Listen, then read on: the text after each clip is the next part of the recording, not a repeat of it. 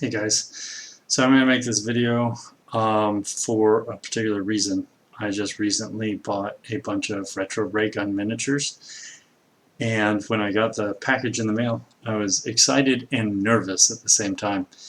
As I opened it, I learned a lot about retro Raygun as a game and Hydra Miniatures as a company.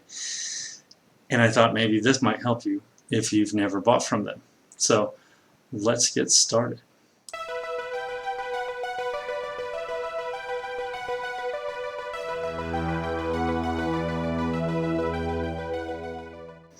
So quick shout out, I found Retro Raygun on this Facebook page for Indie Invasion. And it's a gaming podcast of sorts. They do videos as well. I think they're just starting up. They seem like some really cool guys, and I just want to give them a shout out because they're trying real hard. And they look like they know what they're talking about from a player standpoint. So we're going to look into a bunch of things. I bought something from them, and it's going to be in the video because they deserve it. So I'm going to look at the stuff now. Quick disclaimer, I did open the package first, and once I got to a point where I was really comfortable with what I was looking at, I decided to stop. We're going to make this video. So let's look at it. Okay, so the little dice tray thing that I bought from Indie Invasion, they're going to be my backdrop for this. First off, I'm not going to show you the address side of it, but it came in a mailing envelope, priority mail from USPS. I don't know how international people would receive those, but I'm in Georgia, and this is how it came to me. I was actually very concerned since I knew there was a rule book and metal miniatures in here. From their website. So this was my first thing that started getting me very nervous. Like I said, I opened it, and inside was more envelopes. Manila this time. As you can see, my lighting is horrible. Well, as you can see, I opened it. You know what a manila envelope is. It came two of them taped together. And I gently opened inside because I bought a list of miniatures. And I guess I should try to pop that list up now. Let's see what I can do. So here's the list of all the things I ordered. Ace McGuire, Galactic Engineer, Jane Hunter, Rocky Rizzo, Dr. Zahn, Simon Six, Comet, the Space Chimp, Cadet Skimpy, Galactier Command Squad, Galactic Aces, Buster Gordy, Commander Mudpie, and a rulebook. Now, Galactic Aces, Buster Gordy, and Commander Mudpie were all under a separate header outside of the Retro Raygun, but still sold on the Hydra Miniatures site. I forget exactly what it was headed as, but I like the miniatures and maybe they can be incorporated with it. I am not sure. So we're going to open this up. Like you see, I got to the point where I was comfortable, so we're going to pull it out. And once I saw this, I got a lot more comfortable with what I saw. So the envelope is a manila bubble wrap envelope, so relatively safe. The miniatures are metal. And then I saw this. Yes, that is a Tootsie Roll. I believe it takes a level of class to send Tootsie Rolls with your miniature order. So thank you to Hydra Miniatures. Also, the packing list, you can tell what they say to the effect is, "Hi Dan, thanks for your order, Matt." So that's pretty cool. Thank you, Matt, for my order. You got everything checked off except for the rulebook. I imagine that's probably because it's in a separate envelope here that's taped to the envelope that this packing list was in. It has all the prices of everything I purchased and the shipping that I paid, because I did pay for the extra shipping. Because I was really excited about these miniatures. I have a love for 1950s cartoon sci-fi. So here's where I understood why this package was so small for how many things I ordered. Command squad I think is like 5 or 6 miniatures. Oh, I have it in my hand right now. It's like 5. I'm going to pull one out and show you specifically what we're looking at. Let's get rid of the list there.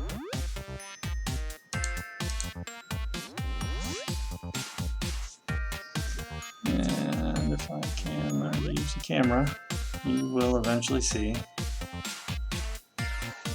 Oh, the lighting is horrible today. It's almost like I got that filter on. Let me pause this, come right back. Alright, so I'm not known for having the best recording equipment when doing these sort of things. But what we're looking at is one of the Galactier Command Squad miniatures. It's one of the random soldiers. The Command Squad is 4 soldiers and a sergeant of sorts. They all have backpacks. The sprue is actually attached to their foot. And these are made out of, I assume, pewter, something like that. So that means there's a little bit of cleanup to do on all the miniatures. This guy's backpack, which I believe he's the sergeant, is attached to the base. And they have these little tiny bases, like the old Reaper minis used to, that I used to buy, I don't know, forever ago. There's a little bit of flashing. You might be able to see that there. That needs to be cleaned up, so there's some cleanup. But the miniatures are relatively detailed. They're not the most detailed. They're not like Wild West Exodus or Star Wars Legion or Warhammer 40k sort of detailed. But they're detailed, I think, in the right way. The way that they need to be for the subject matter. It's got a very hokey kind of late 50s sci-fi vibe. This is definitely the stuff I wanted when I was a kid. I would have loved these miniatures as a child, and I love them now. So just to give you an idea of scale, I've got a Luke Skywalker from Star Wars Legion to compare to. And base to base, they're nearly the same scale. I've got a Stormtrooper, if that's more your thing.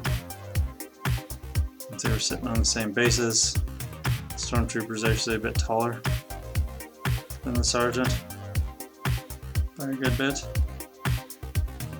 If that helps. About a head higher. And if we take Wider from Wild West Exodus, picked up just a bunch of guys that were going to be pointing. I have a. It's kind of close to the same scale. It's not. It is smaller. And everything in here is a little smaller than that. So that's the sergeant who's standing relatively erect versus one of the random soldiers in the same squad. So it made sense why they didn't need as much space. Also, everything's individually bagged. Metal, if it bends, it's real easy to bend back. You'll hear some creaking and such. I got started on 40k when it was still using metal miniatures. So metal miniatures don't bother me. But I could understand how they'd bother somebody else. I don't know who all these guys are. I really don't. There's some I might recognize. I think this is Dr. Zahn and somebody else, maybe Commander Mudpine. Get in here. Eventually, I promise. So I think that's Commander Mudpie. He looks a lot like any of the other guys, whoever this guy is. Looks like he's got some facial hair. Yeah, this is gonna be Dr. Zahn and his fancy backpack.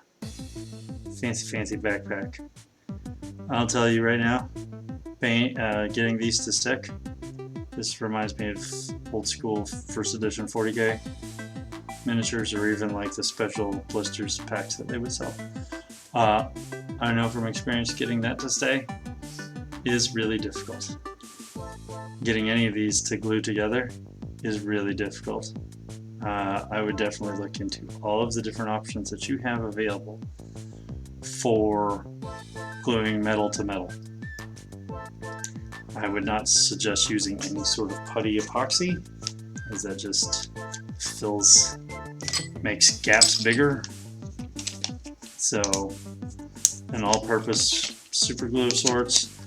One of the tactics I used when I was much younger was to paint it first and let the glue stick to the paint. Of course, you have to use a really good primer, one that's good for metal. So there's some special consideration when using miniatures like this. Some of you will know, some of you don't. So these are the Galactic Aces that were separate. They're a bit smaller than the rest of the people, I feel like. So, but I don't know how many of you guys know that I think it's Don Bluth was the name of the guy. He was a Disney animator who animated like this Secret of Nim. But he also made a video game that is, I think, cult status at this point in time, called Dragon's Lair, which was amazing when I was young. And he made a Dragon's Lair 2, and he made another game called Space Ace. And I just know that these Galactic Aces are from that game. I just know it. Maybe not. I could be wrong. Definitely inspired, in my opinion. But they're a bit smaller. Oh, I should have. Yeah, I'm really good at this, aren't I? Should have showed you how small. So we'll take this, and we'll take the Dr. Zahn, and we'll put them side by side to showcase the difference in size. Now, the Galactic Aces were not designed for the game, as far as one can tell. But you can see that Dr. Zahn is a whole head higher. It's like David and Goliath kind of. Now, if this was Space Ace in his younger form, that would make sense. And Princess, whose name I don't remember, could be smaller. They definitely feel like they're young children compared to the others, but they'll find a place somewhere. I just know it. They packed in a bunch of other characters. I think that's Ace McGuire and Jane Hunter. Looks like I got a sprue with a sword. Yeah. So the guy has a sword and a helmet option. It looks like he's got hand options. I didn't know that. Look, I'm learning. Jane Hunter does not. Yeah, I want to say this is Ace McGuire. It looks like we got an option for hand holding a Rocketeer helmet. Oh god.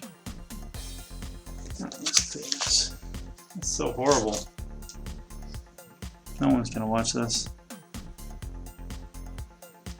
And then there's a hand holding a sword option. There's also another hand holding another blaster, which in his main part, he's holding a blaster. So he's got 3 different hand options. I had no clue. None. Maybe it said it on the website and I just didn't notice. That's cool. Fun. And then we got some more characters. Because mostly I got named characters. I don't know who they are. I'm gonna assume he's Cadet Skippy, because if I had better lighting and cameras or whatever, you could probably tell he's got one of those like napkin hats. That military kind of style. And this guy's got some sort of transmitter in his right hand.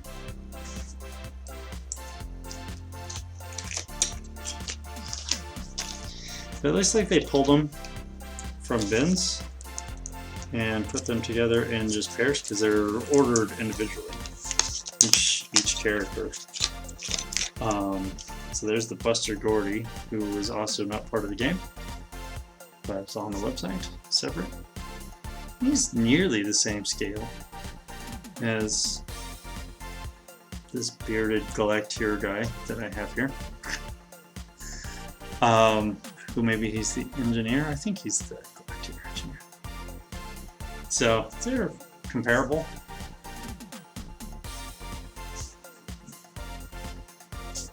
Not really a dramatic difference between the two in height. Metal's always a little different for that. So they're comparable in height. And then I've got Comet the Space Chimp. This era was all about having a chimp sidekick, chimpanzee sidekick. So you're gonna have to probably get a better look on the website, but he's holding a wrench. Like he's gonna try to. Is it supposed to be a joke on monkey wrench? I don't know. If it is, it's a good pun for being a bad pun. And then the space robot, as they would say in such cartoons and movies, Simon 6. I feel like Simon 6 is more of a 60s era name for a robot. I could be wrong though. It comes in a lot of pieces, and again, just see my earlier statement about gluing pieces together that are made out of metal. And we got flats on flats here. But it looks like it's got a keyed socket for pieces. So you can tell how it goes, or I can tell how it goes. I imagine you guys could too. There's a little bit of posing options if you wanted. You can also try to pin these if you know how to pin with metal.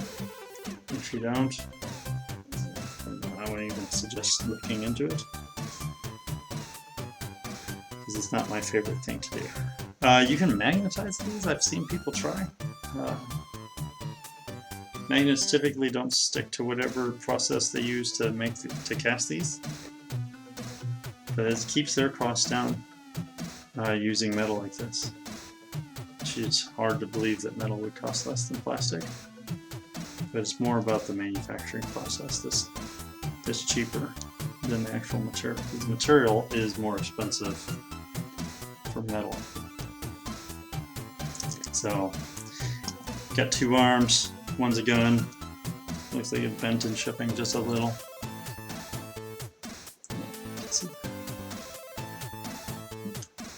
Bent in shipping a little, but just a little. Basically straight again. And one has a claw. Could be bent. One, no. Because it's a like claw. And then we've got it looks like a backpack. Looks like it sockets right in. This is great. We've got a relief here. Looks like a rocket backpack, which you could leave off if you wanted to, because that detail is pretty interesting also. So, otherwise it makes it lock in there that much easier. So that's it. We're going to stop that, push these to the side, and we're going to look into the rule. Okay, so here we go. We're going to pull up the rule book, and you're going to hear a bunch of tearing and stuff, because I have not opened this at all. That's the easy way to open it like it's Christmas. Sorry about that. Alright, we're going in here. So, cardstock. Great for making into train pieces or recycling.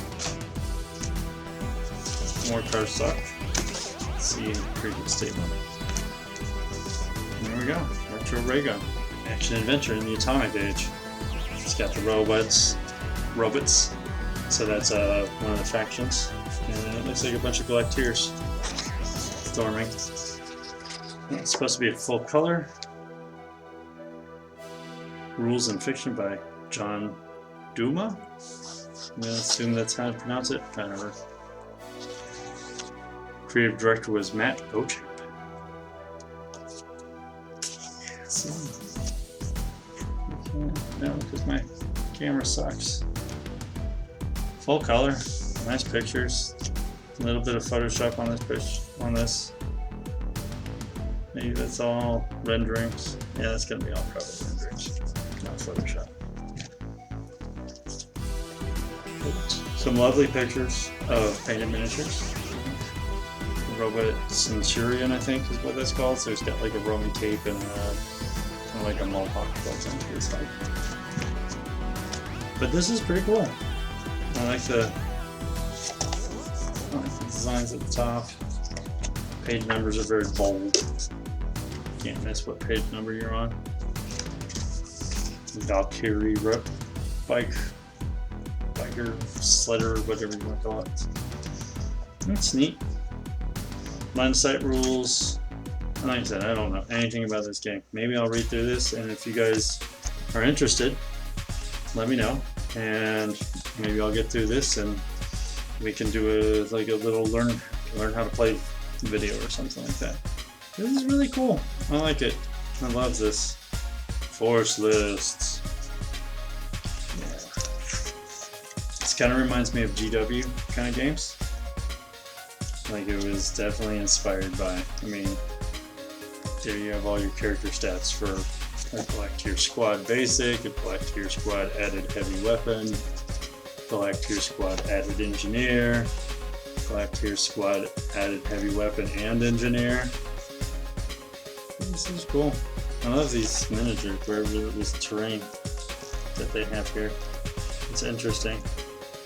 I'd love to see this like fully, but they've got some decent tables there in their photo studio. Looks like some pipe work, probably from Games Workshop style games, I guess. Yeah, Robot Legion, or Robot Legion. Let's just say Robot, it's more fun. Valkyrie. I don't really know anything about them, but it sounds like they like to enslave humans and use strapping, scantily clad men to do the bidding of the scantily clad women that they are. There's some beasts that you can use. Denizens of Primordia. Gosh, this is just beautiful. Megasaurus, that's cool. I don't remember seeing a Megasaurus on their list. But that looks, honestly, like one of those T-Rex toys. I mean, you see some of the mold lines that you would find at your local dollar store for Christmas when there's a bunch of like T-Rex toys out there. How cool would that be? Scenarios. There's I remember reading that there's a lot of scenario-based stuff. I have no clue anything about it. I've seen that set somewhere. A train set. I can't remember where. Gosh. But yeah, so there's looks like several scenarios. Death Claw down. And then an appendix, which you could probably remove without killing anybody. So, funs. So that's it. That's Retro Raygun. I hope you enjoyed it. I think it's really neat. And that is not black. That is like a red. The camera's just picking it up all sorts of weird. I'm shadowing it. It makes it different. That's Retro Raygun. And this has been Dane Wulf Games. And I hope you like it. So tell me, do you want to know more about what's in here? So that you can figure out if you want to buy one? Just let me know in some sort of comments or like or something. Alright, we'll see you then.